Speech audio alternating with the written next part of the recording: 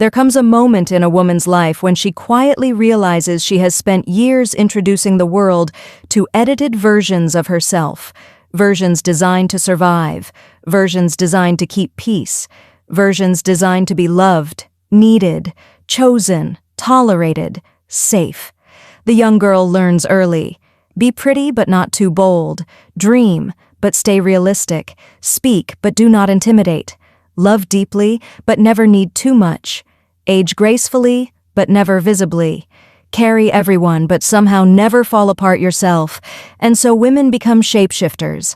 Daughters who become caretakers before they become themselves.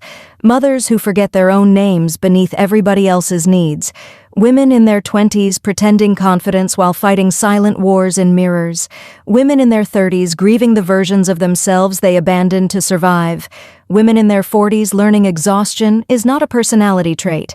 Women in their 50s rediscovering pieces of themselves buried beneath sacrifice. Women in their 60s finally understanding freedom tastes different when approval no longer matters. Women in their 70s realizing wisdom was never wrinkles, it was survival with softness, still intact. Every age carries a different ache. Every decade leaves fingerprints on the soul. Some women are fighting heartbreak. Some are fighting invisibility. Some are fighting addiction. Some are fighting loneliness in crowded rooms. Some are rebuilding after abuse. Some are grieving children, parents, marriages, dreams, health, time. Some are smiling in public while privately trying to remember why they matter. And still, women rise. Not always loudly, not always beautifully. Sometimes healing looks like crying in parked cars. Sometimes it looks like starting over at 47. Sometimes it looks like leaving what broke you.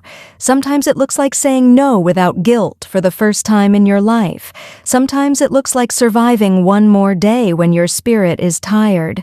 The world celebrates polished women, but the truth is, the strongest women often look nothing like perfection. They look human. They have mascara running down their face while paying bills. They have shaking hands while signing divorce papers. They have anxiety hidden beneath humor. They have dreams folded into aprons, uniforms, office desks, motel rooms, casino floors, gas stations, shelters, classrooms, hospitals, and late-night kitchen tables. Some women wear diamonds. Some wear steel-toed boots. Some wear fishnets under dirty neon lights on Boulder Highway trying to survive another night. Some wear scrubs. Some wear grief. Some wear resilience so naturally nobody notices how heavy it became. But every woman carries a story the world never fully sees. That is why choosing yourself is revolutionary, not selfish, not arrogant, sacred. Because somewhere along the line, too many women were taught their worth depended on what they could provide, endure, fix, or sacrifice, but your existence is not valuable only when you are useful to others. You are allowed to become, allowed to rest, allowed to heal, allowed to reinvent yourself at any age. A woman does not expire because society stops looking at her. Sometimes that is exactly when she finally begins seeing herself clearly. The young women need to know they do not have to destroy themselves to be loved. The older women need to know they are not forgotten just because the world worships youth. The mothers need to know they still exist outside motherhood. The survivors need to know what happened to them is not the end of their story. The women battling addiction need to know they are still human beneath the shame. The women surviving poverty need to know struggle does not erase dignity. The women rebuilding after trauma need to know healing is not linear. The women who feel invisible need to know invisibility is often where rebirth quietly begins. There is a version of you waiting beyond survival mode.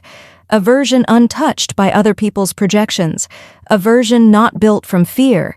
A version that laughs from the belly again, creates again, dreams again, dances again, trusts herself again.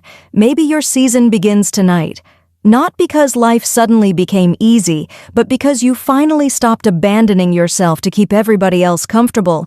Maybe the crown was never gold. Maybe it was forged from every time you survived what should have destroyed you, and maybe that is why it glows differently. So to every woman reading this, the girl you were still lives inside you. The woman you are becoming is still possible. And the world does not need you smaller. It needs you whole.